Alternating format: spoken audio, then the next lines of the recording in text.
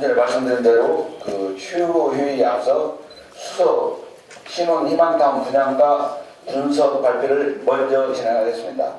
취지를 좀 말씀드리면 오늘 최고에 앞서서 기자회견을 먼저 하는 건데요. 구호 외친 대로 청년들도 꿈 좀 갖자라는 말에 핵심이 담겨 있습니다. 지금의 청년 세대는 단군 이래 가장 꿈이 없는 세대입니다.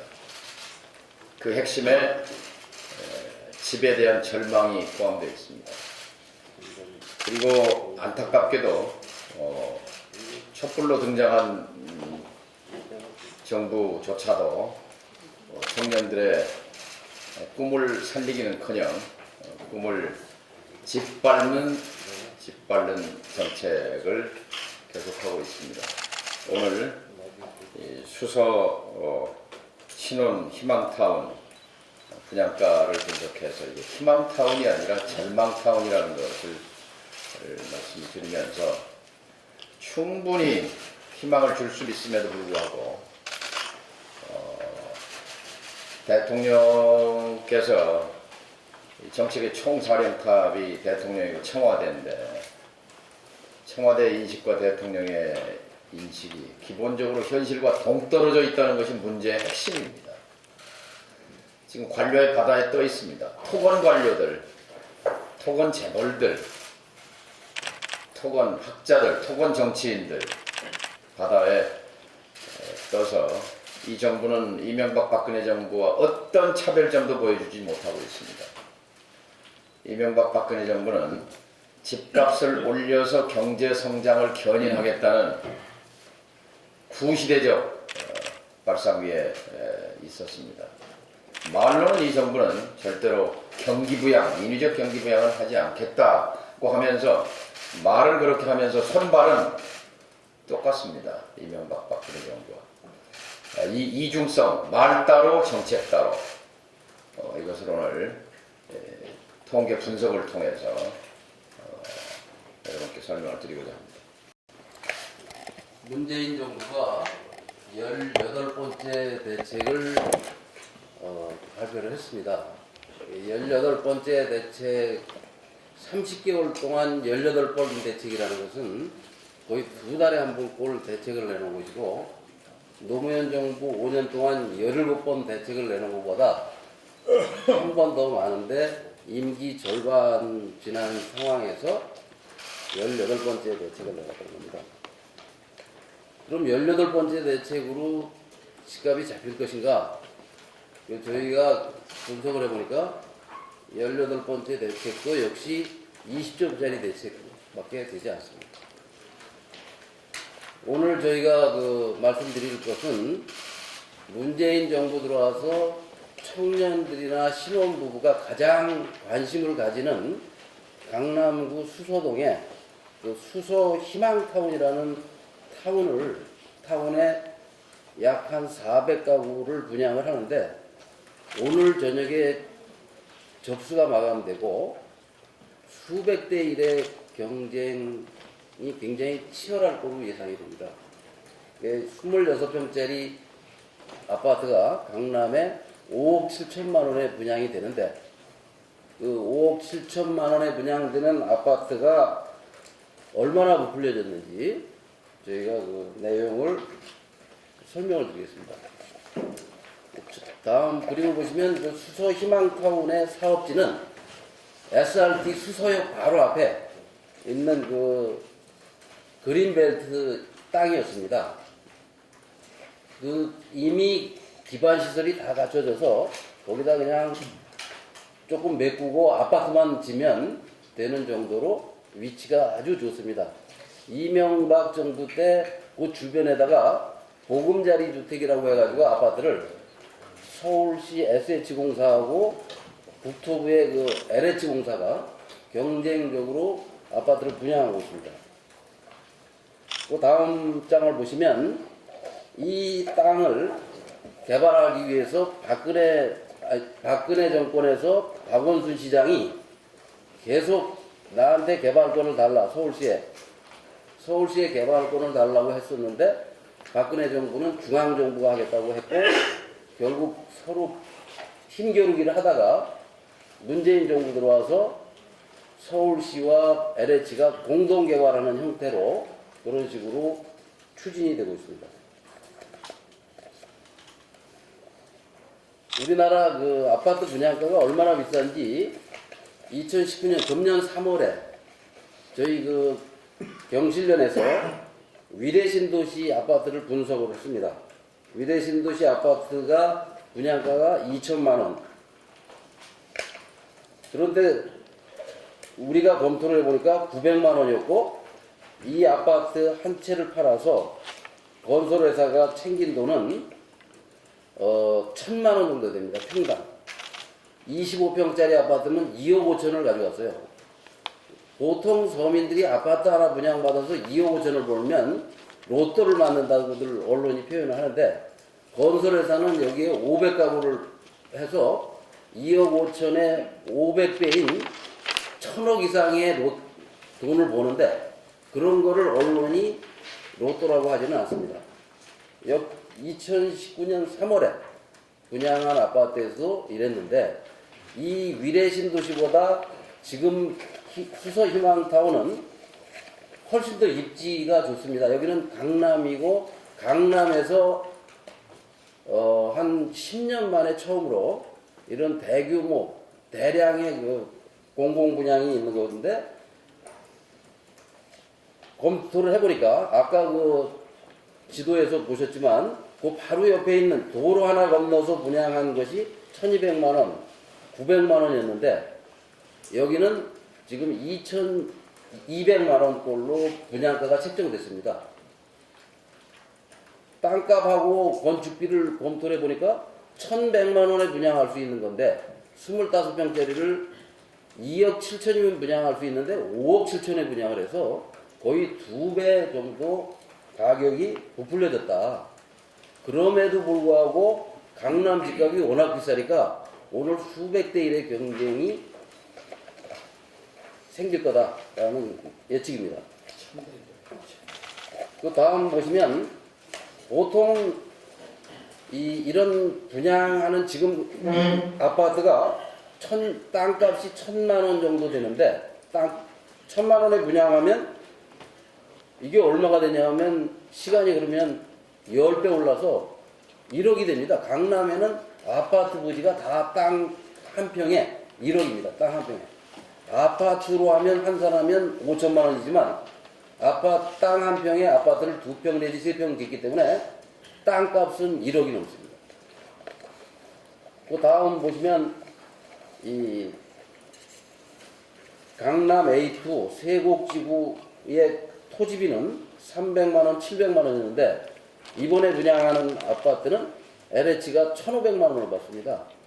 500만 원이면 충분한데 500만 원만 받아도 10% 이상 이익이 남는데 1,500만 원을 받아서 1,000만 원을 어디다 쓰는지 이거는 민주평화당에서 이거를 밝혀주셔야 됩니다. 이 돈이 도대체 어디로 가는지 이걸 누가 다 챙기는 건지 왜 이렇게 숨기는지 왜 이렇게 폭리를 취하는지 이런 것들을 밝혀주셔야 되고 그 다음에 건축비도 500만 원이면 될 건축비를 620만 원을 받고 전체적으로 2,100만 원이라는 분양가는 1,000만 원 정도 평당 1,000만 원이 부풀려졌고 한 채 가격으로 하면 3억이면 될 거를 5억 6천으로 2억 6천이 부풀려졌다.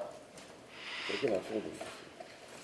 다음 보시면 10년 전에는 보통 한 세대당 4천만 원씩 부풀려가지고 폭리를 취했습니다. 공기업이. 근데 이번에는 한 채를 팔아서 2억 5천을 6배를 더 부풀린 거죠. 10년 전보다. LH 공사가. 그 원인을 이렇게 보면 그 다음 장에 보면 건축비가 있는데 건축비가 400만 원 정도의 건축비가 적정한데 국토부가 법으로 750만 원까지 받아도 좋다. 그러니까 보통 공공분양을 하면 건축비만 1,000만 원을 받고 민간들은 건축비만 1,500만 원, 2,000만 원을 받습니다. 그러니까 아까 그 대표님이 말씀하셨듯이 우리 개발 관료는 건설업자를 위해서 적정한 건축비의 2배를 받도록 법으로 허용을 해주고 있어요. 국가가. 그러니까 건축비가 부풀려지고 분양가가 부풀려지는 겁니다. 그 뒤에 그 사진은 15년 전에 시민들이 광화문에 나와서 도저히 못하겠다고 저렇게 집 모양으로 생긴 걸 들고 집회 시위를 했습니다. 그래서 2007년에 법이 개정되고 분양가 상한제와 분양원가가 공개됐습니다. 그 다음 장은 경실련이 서울시를 상대로 이명박 서울시장, 오세훈 서울시장을 상대로 도대체 서울시가 그 건설하는 아파트의 건축비가 얼마냐 하고 소송을 걸어서 받은 자료를 보니까 건축비는 한 평에 300만 원, 25평짜리 같으면 7천만 원, 30평짜리 같으면 건축비가 1억입니다. 그 다음 장은 4년 전에 국정감사 자료를 제출하라니까 안 하다가 이 국정감사 끝나고 자료를 가져왔는데 보시면 설계 금액은 600만 원으로 잡아놓고 실제로 건설회사하고는 450만 원에 계약을 해서 건축비는 실제 원가가 450만 원이다. 아까 저희가 550만 원을 책정한 거는 그거의 이윤을 감안한 겁니다. 그 다음에 보시면 2009년 아까 그 수서 희망타운 바로 옆에 저런 모양의 아파트가 있습니다. 저 아파트는 땅값과 건축비를 합쳐서 평당 970만 원에 분양이 됐습니다. 지금 여기 수서보다 반값밖에 안 되는 거죠. 그 다음 보시면 그 그림 한번 보세요. 저거 저 외국에 있는 아주 기가 막힌 좀 최고급 아파트 보이잖아요. 서울 강남의 아파트를 평당 970만 원에 20평짜리 같으면 2억이잖아요. 예. 저거를 공급하니까 음마 아파트 값이 14억에서 15억으로 떨어졌어요. 지난번에 저희가 8월달에 방문했지 않습니까? 현장식으로 갔었었죠. 그러니까 그런 저게 걸 서울 외곽 곳곳에 저렇게 1,000만 원짜리, 1,100만 원짜리 아파트를 공급하면 집값은 안정되지요. 예? 그런데 이제 다만 토건 관리도 이렇게 되면 경제 성장에 영향이 있습니다. 저게 네덜란드의 왕립 건축가가 와서 그 그린벨트 그 안에다가 친환경적인 설계를 해서 유럽의 어떤 성처럼 아파트를 지었습니다. 가서 보시면 저런 아파트가 200%예요, 200%. 저런 아파트가 평당 1,000만 원도 안 되는 거죠. 그래서 이 분양가 상한제라는 걸 제대로만 하면 아파트 값은 지금 분양가의 절반으로 뚝 떨어집니다. 그 다음에 보시면 2006년에 한나라당은 건물만 분양하는 아파트가 한나라당의 당론이었습니다. 홍준표 의원이 발의해서 한나라당이 당론을 결정을 했다가 10년 후에 새누리당 박근혜 정부에서 법을 아예 없애버렸습니다. 저 법을, 건물만 파는 법을. 그 다음 보시면 건물만 판 겁니다. 아까 그 성처럼 생긴 아파트 바로 옆에 가면 건물만 평당 500만 원, 550만 원에 20평짜리 아파트를 1억에 분양을 했어요. 25평짜리 아파트를 1억 2천, 1억 3천에 분양을 할 수가 있습니다. 그러니까 이 수서에도, 수서희망타운에도 저런 식으로 건물만 550만 원이나 600만 원에 분양을 한다면 그러면 그 땅값이 강남의 땅 아파트는 평당 지금 건축 아파트 가격이 아파트 실거래가가 한 4천만 원 가니까 25평이면 10억이고 10억에서 건물값 1억 5천을 빼버리면 땅값이 8억 5천이 되고 LH공사는 부자가 됩니다. 지금 저 땅을 분양해서 파는 것보다 4배의 땅값 상승으로 LH공사 공기업이 부자가 되는데 공기업은 부자가 되는 걸 원치 않습니다. 그저 건설업자들한테 적당한 값을 팔고 이윤을 빨리 챙기고 만약에 아까 그 옆에 있는 보금자리 아파트들을 다 건물만 팔았다면 또는 강남 개발을 할 때 건물만 팔고 땅을 안 팔았다면 지금 대한민국 서울시와 대한민국은 땅 부자가 됐고 집 문제가 전혀 없었습니다. 주택 문제가. 그래서 저희가 제안하는 것은 그 다음 보시면 이제 토지는 국가가 갖고 건물만 분양하는 방식으로 가는 것이 좋겠다. 그것이 민주평화당의 당론이라고 해서 저희가 이런 거를 설명드립니다. 이상입니다. 예. 지난번에 평화당하고 민주평화당과 공공연이 공시가격 조작으로 해서 서민들의 피해를 주고 있는 것과 관련해서 검찰에 감정평가협회 또 감정원 책임자 등을 공동으로 고발한 바가 있습니다. 부동산 문제는 청년의 절망을 가져오는데 뿌리에 정책의 실패가 있고 정책의 실패 그 밑에는 토건재벌과 토건관료의 유착이 있습니다. 이것을 파악조차 못하는 이 정부의 무능에 대해서 참 안타깝게 생각합니다. 발표해 주신 김헌동 본부장님과 김성달 국장께 박수를 보내주시기 바랍니다. 신혼들도 집중 가차 분양가를 하향하라. 해야하라. 청년들도 금종구자, 서민들도 집중 가차.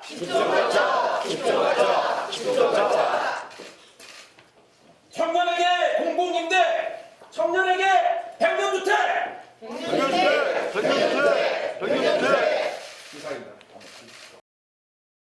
회의 진행하기 전에 우리 서귀포 감귤, 제주 감귤 문제에 대해서 좀 짚고 할 텐데요.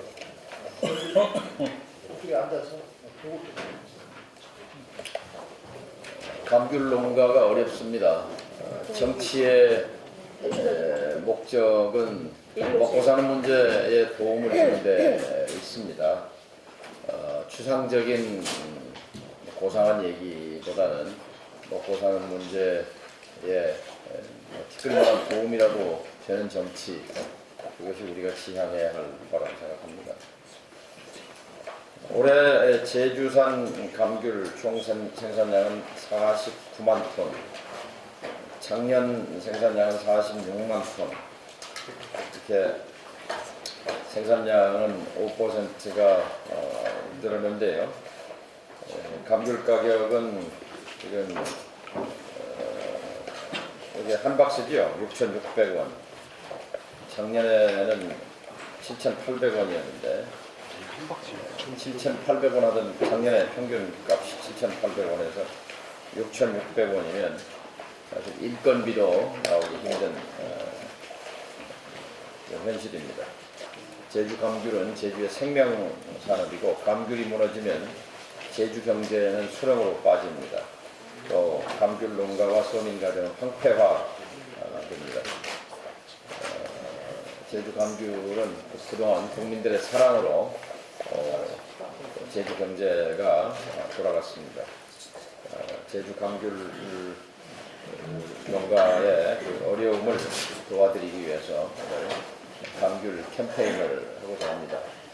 제주에서 올라오신 강흥선 제주 감귤 협동조합 감사님께서 말씀을 해주실 텐데 그 전에 우리 양윤영 제주도당위원장께서 소개도 해주시고 취지 설명을 좀 더 보충해 주시기 바랍니다. 지금 선거법 협상이 될 듯 하다가 또 걸리고 또 될 듯 하다가 또 걸리고 이런 상황이 됐습니다. 자유한국당은 국회 밖에서 선거제도 개혁을 반대하고 있고 더불어민주당은 국회 안에서 선거제 개혁을 막고 있습니다. 4+1 협체가 국회 통과가 가능한 50석 연동제의 의견을 모으자마자 민주당은 난데없이 연동제 의석 30석 한정안을 들고 나왔습니다. 협의체에 속한 정당들이 대승적으로 이를 수용한다고 하자 어제 민주당은 석패율제는 안 된다면서 의총에서 부결시켰습니다. 그리고 예산안 부수 법안과 다른 법안부터 처리하고 선거법은 뒤에 처리하자고 합니다. 자유한국당이 필리버스터를 신청해서 본회의를 열지 못한 것이 겨우 열흘 전입니다. 민주당의 기억력은 채 열흘이 되지 않는 것입니까? 민주당의 대책 없는 욕심으로 상황은 열흘 전으로 돌아가고 말았습니다. 자유한국당은 국회를 전쟁물로 만들고 더불어민주당은 국회를 코미디물로 만들고 있습니다. 더불어민주당의 좀 한자로 된 어려운 일인데요. 좀 이런 말씀을 드리겠습니다. 욕속즉 부달, 변소리즉 대사불성이라는 충고를 드립니다.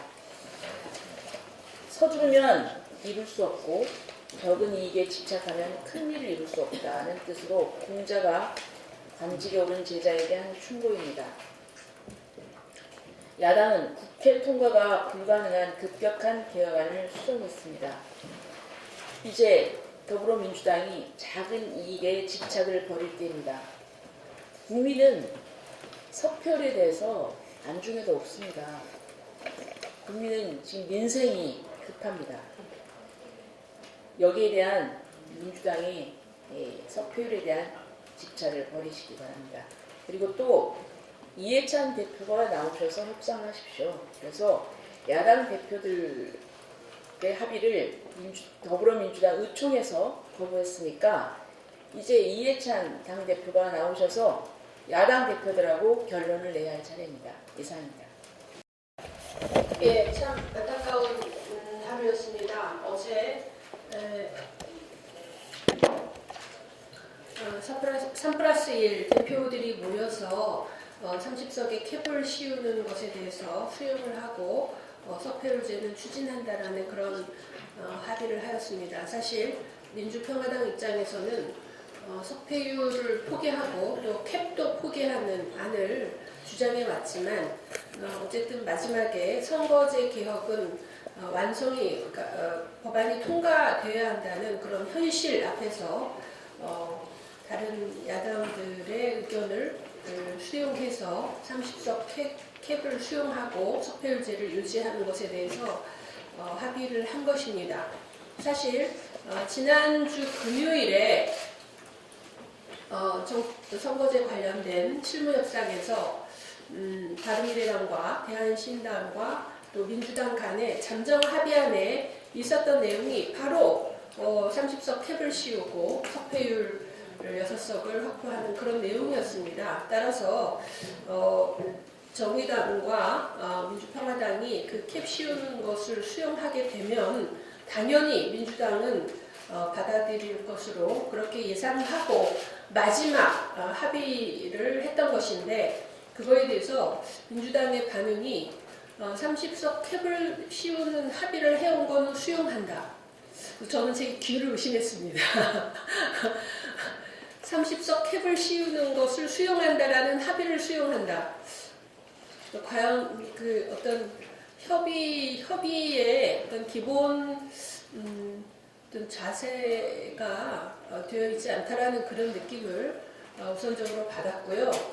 저는 사실 그동안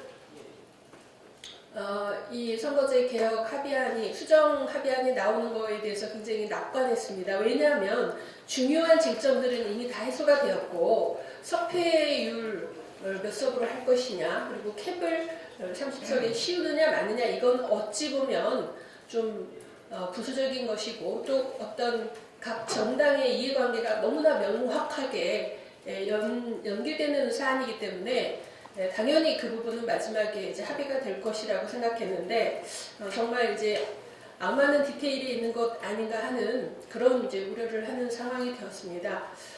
우선 민주평화당이 당리 당략과 전혀 관계없이 선거제 개혁의 합의를 추동하는 그런 조정하는 역할을 한번 해본다고 해보았지만 1차 실패한 것으로 그렇게 생각이 됩니다.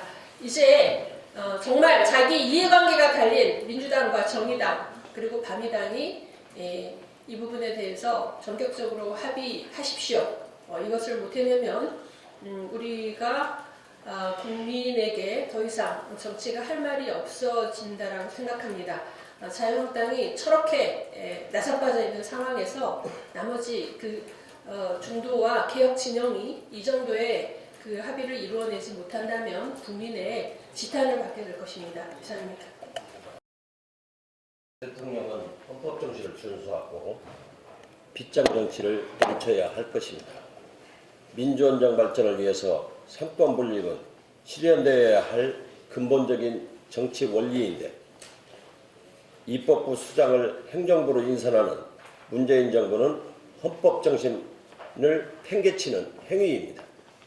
조국 전 장관 인선으로 문재인 정부의 뿌리인 기회는 평등하게, 과정은 공정하게, 결과는 정의로울 것이다는 심각하게 썩었으며 이제는 국가의 근간인 헌법 정신까지 훼손해가면서 총리를 인선하는 것을 보면 왜 이렇게 빗장 정치만 할까? 라는 생각이 듭니다. 경제와 화합의 정치를 위해서 하는 인사라면 누가 경제를 죽이고 누가 식물국회를 만들었단 말입니까? 묻지 않을 수가 없습니다. 상주 영천 고속도로에서 대형 참사가 발생했지만 이강래 도로공사 사장은 형제들을 동원해 도공에 납품하는 것도 부족해 총선에 출마해야겠다고 퇴임식을 준비하다가 노조 반대로 퇴임식을 할 수 없었습니다. 이뿐입니까? 국민연금공단 김성주 이사장은 국민이 맡겨놓은 700조 원 운영에 대한 책임을 뒤로한 채 지역구를 경로당에 혁신실 직원 3명을 동원해 100만 원어치 상품권을 전달하고 선관위에 고발된 상태에서 각종 지역 행사에 참석하는 등 국민연금공단의 가치를 심각하게 훼손하고 있습니다. 그리고 중소벤처기업진흥공단 이사장 이상직은 자기 보좌관 출신을 상급으로 채용하는 등 이것이 문재인 정부의 공정이고 정의입니까? 전북 선거관리위원회는 신속하게 조사해야 할 것입니다. 대통령이 앞장서 정권의 뿌리와 상권분립, 헌법 정신까지 훼손하다 보니 정부 산하기관 조직과 공기업의 낙하산 직원들까지 국정 가치 훼손은 어쩌면 당연하게 받아들이고 미당하면서 떠들고 다니고 있습니다. 기관장 비리 3종 세트나 먼저 정리해 주십시오. 무엇을 위해 누구를 위해 헌법 준수를 팽개치고 빗장 인사를 계속하십니까? 대통령께서 전라북도를 왜 가셨습니까? 선거 앞두고 가셨습니까? 직불제 도입 설명하러 가셨습니까? 직불제는 WTO 개도국 G 포기로 쌀 농사에 이주해서 밭농사까지 지불이 확대되는 걸 말합니다. G 포기로 관세율이 513%에서 154%까지 낮춰야 하는 경우 엄청난 타격이 예상되는데 그동안 연평균 직불금 예산이 2조 2천억 원이었는데 내년 예산은 겨우 2천억이 증액된 2조 4천억입니다. 2조 4천억을 가지고 전국을 지급해야 하는데 비율을 감안한다면 전라북도는 피해가 가장 크다고 볼 수 있습니다. 농촌의 경쟁력은 후퇴하고 농심은 더욱 악화될 것입니다. 지지는 뜨겁게 해주고 시효는 차갑게 냉대받는 전북 총리 인선으로 양호하지 마십시오. 도민들은 다 알고 있습니다. 열린 행정으로 빗장을 푸는 정치를 해주시기 바랍니다. 이상입니다.